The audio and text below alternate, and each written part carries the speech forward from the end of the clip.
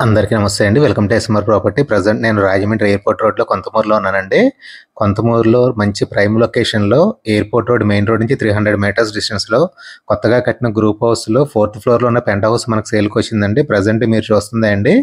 ఇది 4th ఫ్లోర్‌లో ఉంటుంది. నార్త్ ఫేసింగ్ 3 BHK ఫ్లాట్ అండి.